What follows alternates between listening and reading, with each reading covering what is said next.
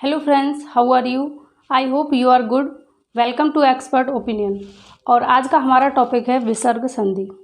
इससे पहले की वीडियोज़ में हम स्वर संधि और व्यंजन संधि को डिस्कस कर चुके हैं। अगर आपने उन वीडियोज़ को नहीं देखा तो आई बटन में आपको लिंक मिल जाएगी, तो आप वीडियो देख सकते हैं। इसके अलावा हिंदी की पूरी सामान्य हिंदी की कंप्लीट प्लेलिस्ट बनी हुई है, जिस पर समथिंग 45 प्लस वीडियोज़ आपके लिए प्रोवाइड की गई हैं, टॉपिक बाय टॉपिक। तो आप उनको देखिए और देखने के बाद में आपकी हिंदी बहुत स्ट्रांग हो जाएगी, इतना श्योर है। तो चलिए हम स्टार्ट करते हैं आज की इस वीडियो को। और हमारा टॉपिक है विसर्ग संधि। तो एक बार यस कीजिए अगर आप लोग ऑडियो वीडियो सब क्लियर है, सब कुछ सुन पा रहे हैं। इसके अलावा गुड मॉर्निंग एवरीवन। तो स्टार्ट करते हैं आज का टॉपिक विसर्ग संधि। विसर्ग संधि जैसे नाम से ही पता लगता है, विसर्ग यानी विसर्ग का होना अनिवार्य है। ठीक है, किसका होना अनिवार्य है? विसर्ग का होना अनिवार्य है। तो हमारा जो पहला शब्द होता है उसमें कहीं ना कहीं विसर्ग इसमें यूज किया जाता है, तब हमारी कौन सी संधि होती है? विसर्ग संधि।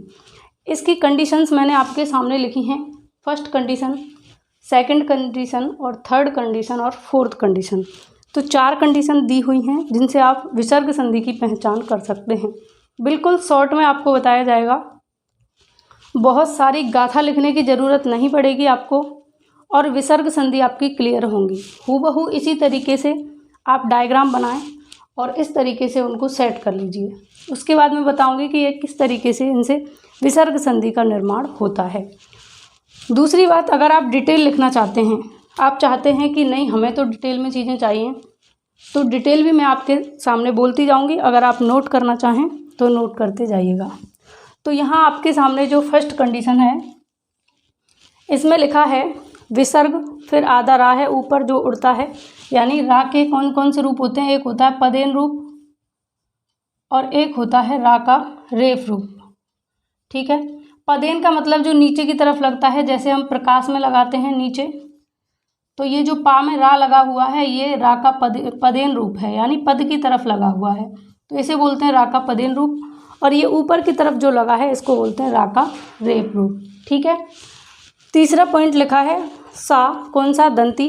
फिर आपके सामने है तालव्य सा और फिर है मूर्धन्य सा। तो ये कंडीशन है। इन कंडीशंस का मतलब, इस डायग्राम का मतलब क्या है ये समझिए। इसका मतलब है ये जो विसर्ग है, इस विसर्ग का किसमें परिवर्तन? विसर्ग में ही परिवर्तन होगा, पहली कंडीशन। दूसरी कंडीशन कि विसर्ग का आधे रा में यानी रेफ रा में परिवर्तन। तीसरी कंडीशन विसर्ग का दंती सा में परिवर्तन, हाफ दंती सा होगा, हलंत लगा हुआ यानी आधा दंती सा होगा। फिर है अगली कंडीशन विसर्ग का तालव्य सा में परिवर्तन। फिर है विसर्ग का सा में परिवर्तन। ठीक है, तो आप इसके लिए अगर डिटेल लिखना चाहें तो डिटेल लिख सकते हैं। डिटेल में लिखेंगे पहले वाले में विसर्ग का विसर्ग में परिवर्तन, लिखते जाइए और जब आप लिख पाएँ उसके बाद में कमेंट करके बताइए कि आपने लिख लिया। फिर हम अगले पॉइंट पे बढ़ते हैं। पहला पॉइंट लिखिए विसर्ग का विसर्ग में परिवर्तन। यहाँ संधि पढ़ने का मतलब है कि आप अगर यहाँ बहुत अच्छे तरीके से एक बार इन चीज़ों को क्लियर कर लेते हैं तो लाइफ में आपको दोबारा कभी संधि ना पढ़नी पड़े। आँख बंद करके आप संधि को सही कर पाएँ, आने वाले एग्ज़ाम में आप 100% रिजल्ट लेकर आएँ, 100% स्कोर करें। तो ये डायग्राम जब आप बना लेंगे तो जो आपकी डिटेल लिखी हुई है उसको भी आपको देखने की ज़रूरत नहीं है, और 1 मिनट में आपकी संधि का रिवीजन हो जाएगा। इसी तरीके से जैसे विसर्ग की ट्रिक है आपके सामने, उसी तरीके से हर एक संधि की आपको ट्रिक कराई जाएगी। ठीक है, तो पहली कंडीशन आपने लिखी विसर्ग का विसर्ग में परिवर्तन। इसके लिए एग्जाम्पल है आपके सामने प्रातः काल। अब हम क्या करते हैं, जब प्रातः काल को लिखते हैं तो कैसे लिखते हैं? इसमें कोई परिवर्तन नहीं होता, यानी विसर्ग का विसर्ग में ही परिवर्तन होता है, ऐसे ही रहता है प्रातः काल। तो प्रातः काल को इस तरीके से लिखा जाता है, यानी जो विसर्ग था उसका परिवर्तन कैसे हुआ? विसर्ग में ही इसका परिवर्तन हुआ। ये कंडीशन पहली है आपके सामने। दूसरा एग्जाम्पल अगर आप लिखना चाहें इसी का तो लिख सकते हैं पुनः धन आगमन। इसको आप कैसे लिखेंगे? इसको लिखेंगे पुनः आगमन, यानी इसमें कोई परिवर्तन नहीं होता। विसर्ग का किस में परिवर्तन होता है? विसर्ग में ही परिवर्तन हो जाता है। ये कंडीशन आपकी फर्स्ट कहती है। दूसरा, अगर तीसरा पॉइंट या तीसरा उदाहरण लिखें तो लिख सकते हैं आप अतः धन एवं या अतः धन एव। तो इसको कैसे बनाएंगे? अतः एव, अतएव या अतः एवं, ठीक है। तो इस तरीके से तो पहली आपके सामने जो सिचुएशन है वो संधि पहचानने की क्या है कि विसर्ग का विसर्ग में ही परिवर्तन हो जाता है। तो फर्स्ट कंडीशन आपके समझ में आई होगी। आगे बढ़ते हैं हम अगले पॉइंट पर जो आपके सामने है, जो कि दिया हुआ है विसर्ग का रेफ रा में परिवर्तन। विसर्ग का रेफ रा में परिवर्तन, ये लाइन लिखेंगे, विसर्ग का रेफ रा में परिवर्तन लिख पाए।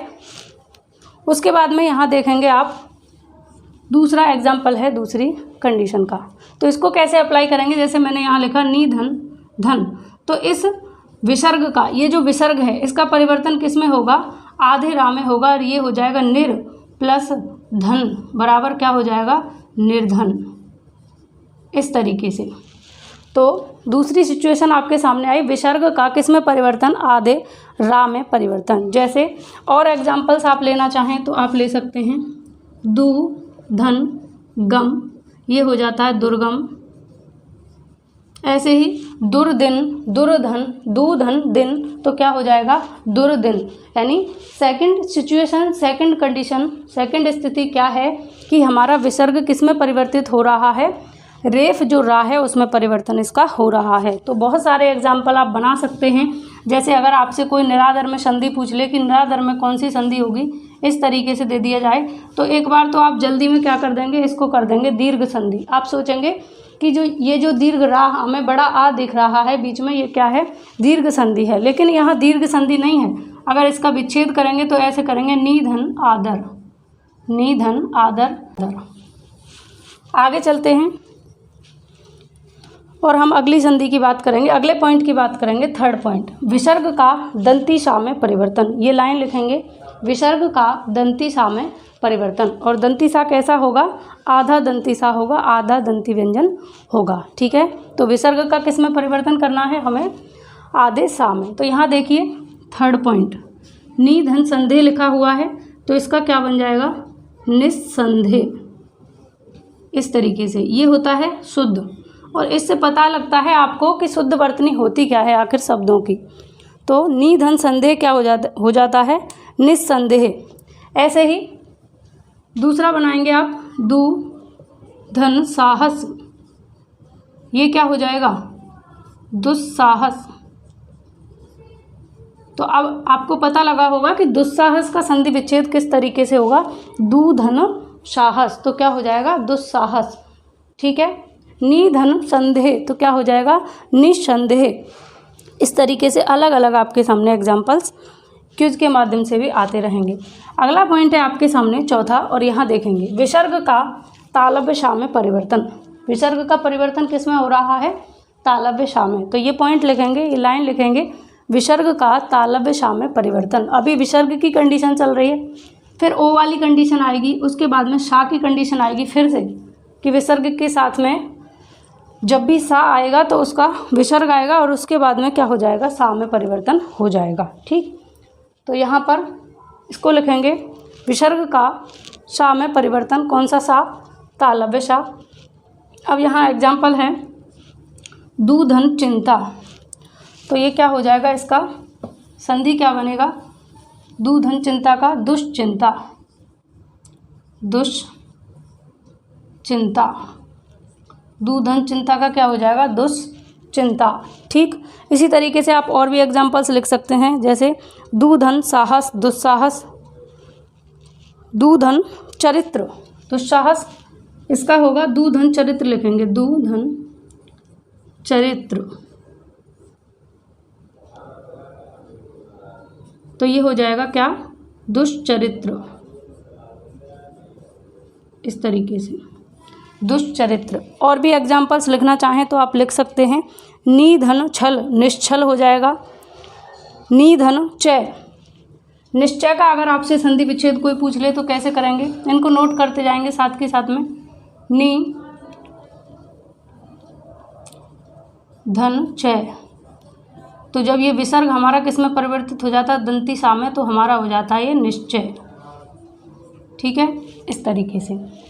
तो ये कंडीशन आपके सामने रखी गई। अगली है विसर्ग का मूर्धन्य सा में परिवर्तन। विसर्ग का मूर्धन्य सा में परिवर्तन कैसे करेंगे, यहाँ पर 5वां पॉइंट देखेंगे और आप समझ में आएगा। जैसे नी धन काम, तो नी धन काम का क्या हो जाएगा, संधि बनकर ये हो जाएगा निष्काम। क्या हो जाएगा, निष्काम, इस तरीके से। तो जब भी विसर्ग आएगा और फिर विसर्ग का किस में परिवर्तन होगा, सा में। कौन से सा में, मूर्धन्य सा में इसका परिवर्तन हो जाएगा। तो ये कंडीशन है, इसको लिखिए और कमेंट करके बताइए इतनी बात आपको समझ में आई। तो आगे बढ़ते हैं, और भी एग्जांपल्स लिख सकते हैं आप इसमें, जैसे निष्काम हो गया, निष्फल हो गया, ये लिख सकते हैं। और आप खुद से भी क्रिएट कर सकते हैं। दुष्परिणाम, दुष्परिणाम लिख सकते हैं। दू धन परिणाम, दू धन परिणाम, तो ये किस में चेंज हो जाएगा, ये वाला जो है विसर्ग, ये किस में चेंज होगा, दुष्परिणाम, यानी मूर्धन्य सा में ये परिवर्तित हो जाएगा। इतनी बात क्लियर हुई हो तो कमेंट करिए। जैसे निष्कलंक, निष्ठुर, तो यहाँ तक की बात समझ में आई तो इसको इरेज करते हैं। बाकी का स्क्रीनशॉट आपको लेना है तो आप स्क्रीनशॉट ले सकते हैं।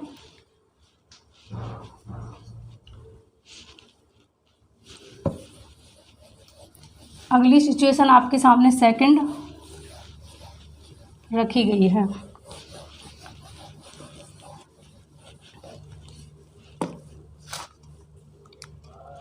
सेकंड सिचुएशन में आपके में क्या दिया है, हमारा जो विसर्ग है मने है, मने का विसर्ग, तो एक लाइन लिखिए, मने के विसर्ग का ओ में परिवर्तन। मने में जो विसर्ग है उसका परिवर्तन किस में, ओ में परिवर्तन। एक लाइन लिखेंगे, मने के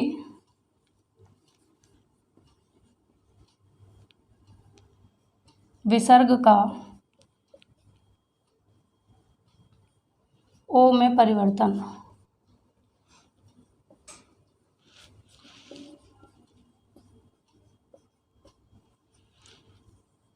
इसका एग्जाम्पल है आपके सामने मन धन विज्ञान। मन है धन विज्ञान। ठीक है, तो ये क्या हो जाएगा, मन और विसर्ग किस में चेंज हो जाएगा, ओ में, तो ये क्या हो जाएगा, मनोविज्ञान। मनोविज्ञान। अब अगर आपसे कोई मनोविज्ञान में संधि विच्छेद पूछेगा तो आप इजीली कर लेंगे क्या, मने धन विज्ञान बराबर मनोविज्ञान। इसी तरीके से आप और भी बना सकते हैं, जैसे मने धन जा, तो क्या हो जाएगा, मनोज। मने धन जा, ये क्या हो जाएगा, मनोज, क्योंकि हमारा विसर्ग किस में परिवर्तित हो गया, ओ में परिवर्तित हो गया। तो ये लाइन ध्यान रखना, मने के विसर्ग का ओ में परिवर्तन, मने धन विज्ञान मनोविज्ञान, मने धन जा मनोज, सरह धन जा, ये क्या हो जाएगा, सरोज। सरह धन जा बराबर क्या हो जाएगा, सरोज हो जाएगा। कमेंट करके बताते रहिए समझ में आ रहा है या नहीं। जैसे मने धन अनुकूल, तो क्या हो जाएगा, मनोनुकूल। तो मनोनुकूल में अगर आपसे संधि पूछी जाएगी तो आप आराम से कर लेंगे कि कौन सी संधि है, विसर्ग संधि है। ठीक है, अगली सिचुएशन, अगली कंडीशन है तप के विसर्ग का ओ में परिवर्तन। जो तप के पीछे विसर्ग है इसका परिवर्तन किस में करना है, आपको ओ में परिवर्तन करना है। तो एक लाइन लिख लेंगे, तप के विसर्ग का ओ में परिवर्तन, ये लाइन आपको लिखनी है। और एग्जाम्पल आपके सामने है ये, तपह धन वन, तपह धन वन बराबर क्या होगा, तपोवन। तपोवन, तो ये विसर्ग किस में परिवर्तित हो गया, ओ में परिवर्तित हो गया। और एग्जाम्पल्स आप लिख सकते हैं, लिखना चाहें तो तपह धन, तो ये हो जाएगा तपोधन। क्या हो जाएगा, तपोधन। अगला एग्जाम्पल लिखेंगे तपह धन रत, तपह धन रत, तो ये हो जाएगा तपोरत, तपोरत। ऐसे आप अलग अलग एग्जाम्पल्स बना लेंगे, जैसे तपह धन गामी, तपोगामी। ठीक है, तो ये आपकी सेकंड कंडीशन है। अब हम चलेंगे थर्ड कंडीशन पर, यश के विसर्ग का ओ में परिवर्तन। तो यश के विसर्ग का ओ में कैसे परिवर्तन करना है आपको, जैसे यश, यशः धन दा, तो ये क्या हो जाएगा यशोदा। तो हमारा यशोदा किससे बना है, यशः धन दा, यानी जो विसर्ग है ये किस में परिवर्तित हो गया, ओ में परिवर्तित हो गया। इसी तरीके से दूसरा एग्जाम्पल है आपके सामने, यशः धन धरा, तो ये हो गया हमारा यशोधरा, यानी जो विसर्ग है सा के पीछे, तो ये किस में परिवर्तित हो जाता है, ओ में परिवर्तित हो जाता है। तो यश के विसर्ग का किस में परिवर्तन, ओ में परिवर्तन। आगे है नेक्स्ट आपके सामने कंडीशन फोर्थ, अध के विसर्ग का ओ में परिवर्तन। तो ये लाइन लिखेंगे पहले, अध के विसर्ग का ओ में परिवर्तन, फिर उसके बाद में एग्जाम्पल देखेंगे। एग्जाम्पल है अध धन पतन, अध, अधः धन पतन, तो ये क्या हो जाएगा अधो पतन, क्योंकि हमारा विसर्ग किस में परिवर्तित हो गया, ओ में परिवर्तित हो गया। इसके अलावा आप और एग्जाम्पल्स लिखना चाहें तो और भी एग्जाम्पल्स लिख सकते हैं, जैसे अध धन उन्नति, अध है धन उन्नति, तो इसका क्या हो जाएगा अधोन्नति, अधोन्नति, ऐसे इस तरह ये शुद्ध है अधोन्नति। अगली कंडीशन देखेंगे सत के विसर्ग का ओ में परिवर्तन। तो सत के विसर्ग का किस में परिवर्तन करना है, ओ में परिवर्तन करना है। जैसे एग्जाम्पल है सत धन गुण, सतोगुण हो जाएगा, ये क्या हो जाएगा सतोगुण। तो ये लाइन लिख लेंगे सत के विसर्ग का ओ में परिवर्तन, तो सत धन गुण क्या हो जाएगा सतोगुण। ठीक है, आगे अगली कंडीशन है आपके सामने रज के विसर्ग का ओ में परिवर्तन। तो पहले ये लाइन लिखेंगे रज के विसर्ग का ओ में परिवर्तन। जो रज के पीछे विसर्ग है इसका परिवर्तन किस में हो जाता है, ओ में हो जाता है। कैसे, जैसे रज है धन गुण, तो क्या हो जाएगा रजोगुण। उसी तरीके से एक और लाइन लिखनी है आपको, तम के विसर्ग का और किस में परिवर्तन, ओ में परिवर्तन। जैसे तम है धन गुण, तो इसका क्या हो जाता है तमोगुण, तमोगुण। तो ये आपके सामने ओ में परिवर्तन होने की कितनी कंडीशन है, यहाँ पर 7 कंडीशन आपके सामने हैं कि विसर्ग का ओ में किस तरीके से परिवर्तन होता है। तो इसी चीज़ को आपको बताने के लिए कम से कम 1 घंटे की क्लास चाहिए होती, लेकिन उसी चीज़ को बहुत कम टाइम में, शॉर्ट टाइम में बताने का प्रयास किया गया है बाय डायग्राम, यानी बिल्कुल ट्रिक की तरह आपको बताया गया है। तो इतनी बात अगर आपको क्लियर हुई हो, समझ में आई हो यहाँ तक की कहानी, तो कमेंट करके बताइए, फिर हम आगे बढ़ते हैं। और बची हुई हमारी 2 कंडीशन हैं लास्ट, उनको हम देख लेते हैं। और इसका स्क्रीनशॉट ले लीजिए। अगर अभी तक आपने ये डायग्राम नहीं बनाया है तो अपनी कॉपी में ज़रूर बना के रखें, ताकि आपको बहुत सारी गाथा लिखने की ज़रूरत ना पड़े और बहुत कम टाइम में आप रिवाइज कर सकें चीज़ों को एग्ज़ाम के टाइम पर। तो नेक्स्ट है आपके सामने थर्ड कंडीशन अगली, और ये है नमः के विसर्ग का सा में परिवर्तन। अभी तक हमने ओ वाला रूल देखा था, अब यहाँ पर दिया है क्या, नमः जो है इसके विसर्ग का किस में परिवर्तन, सा में परिवर्तन हमें करना है। जैसे नमः धन कार, तो ये क्या हो जाता है नमः, और इस विसर्ग का किस में परिवर्तन हो जाता है सा में, और ये हो जाता है नमस्कार। तो अब आपको पता लगा कि नमस्कार किससे मिलकर बना है, नमः धन कार बराबर नमस्कार। अगर आपसे कोई कहे कि नमस्ते का संधि विच्छेद क्या होगा, नमस्ते, तो इसका सही संधि विच्छेद होता है नमः धन ते, क्योंकि ये जो विसर्ग है ये किस में परिवर्तित हो जाता है, हमारा दंती सा में परिवर्तित हो जाता है, इसलिए विसर्ग का हो जाता है सा और ये हो जाता है हमारा नमस्ते। तो इतनी बात आपको समझ में आई। थर्ड जो कंडीशन है ये आपको क्लियर हुई होगी। नमे के विसर्ग का किस में परिवर्तन करना है, दंती सा में हमें परिवर्तन करना है। आगे है फोर्थ पॉइंट, फोर्थ कंडीशन, नी, यानी नी के विसर्ग का किस में परिवर्तन, यहाँ बड़ी ई में परिवर्तन आपको करना है, दीर्घ ई में परिवर्तन करना है। जैसे लिखा हुआ है निधन रज, तो ये क्या हो जाएगा, नीरज, क्या हो जाएगा, नीरज। यानी ये जो विसर्ग है, नी का जो विसर्ग है ये किस में परिवर्तित हो गया, दीर्घ ई में परिवर्तित हो गया। अभी तक ना पर छोटी ई थी यानी लघु ई थी, मूल ई थी, लेकिन इसका परिवर्तन किस में हुआ, दीर्घ ई में इसका परिवर्तन हुआ। तो निधन रज बराबर नीरज हो गया। अगर आपसे कोई नीरज का संधि विच्छेद पूछेगा तो आप करेंगे निधन रज बराबर नीरज। तो इतना आपको क्लियर हुआ तो कमेंट करिए और बताइए कि हाँ यहाँ तक का सब क्लियर है। और इसके अलावा इस वीडियो से रिलेटेड, विसर्ग संधि से रिलेटेड कोई भी क्वेश्चन, कोई भी क्वेरी, किसी भी तरीके की कन्फ्यूजन कोई हो तो कमेंट करके ज़रूर बताएं। और एक कमेंट छोड़ के जाएंगे नीचे, लाइव चैट से अलग आपको कमेंट करना है कि ये वीडियो आपको कैसी लगी, और वीडियो को लाइक करें, अपने फ्रेंड्स के साथ में शेयर ज़रूर करें।